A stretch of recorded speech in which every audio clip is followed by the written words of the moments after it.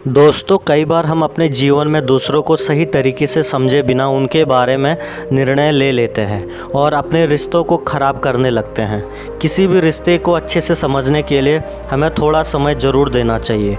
कहते हैं कि किसी भी रिश्ते की डोर तब तक कमज़ोर हो जाती है जब इंसान रिश्ते में उठने वाले सवालों के जवाब खुद ही बनाने लगता है। हम एक दूसरे को जाने बिना ही मन में अपनी एक धारणा बना लेते हैं और उसके बारे में अपनी प्रतिक्रिया भी देने लगते हैं।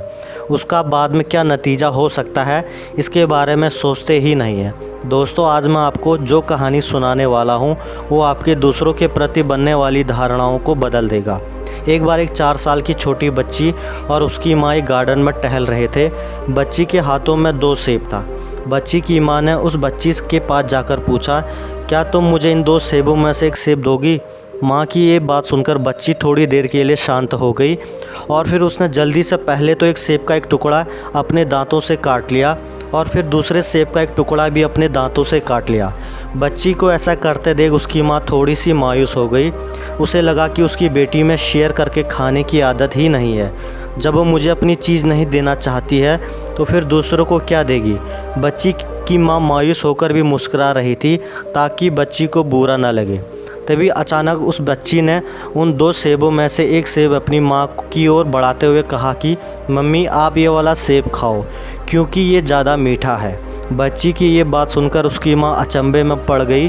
वो सोचने लगी कि अभी क्षण भर पहले वो अपनी बेटी के बारे में कितना बुरा सोच रही थी कि उसमें शेयर करके खाने की आदत नहीं है, लेकिन ऐसा नहीं है। उसकी बेटी तो अपनी माँ के लिए बहुत ही ज़्यादा केयरिंग है, तभी तो उसने खुद खाकर फिर ज़्यादा मीठे वाला सेब अपनी माँ को खाने के लिए दिया है। दोस्तों, इस कहानी से हमें यही शिक्षा मिलती है कि अक्सर हम जल्दबाजी में दूसरों के प्रति जिस तरह की अवधारणा बना लेते हैं वैसा नहीं होता है। कई बार लोग हमारे सोचने के बिल्कुल विपरीत होते हैं। इसीलिए हमें कभी भी जल्दबाजी में आकर किसी के लिए कोई भी धारणा नहीं बनानी चाहिए, क्योंकि कभी कभी जो दिखाई देता है वो सच्चाई नहीं होती है। तभी तो किसी शायर ने कहा है, बुझ जाता है दीपक अक्सर तेल की कमी के कारण, हर बार कसूर हवा का नहीं होता।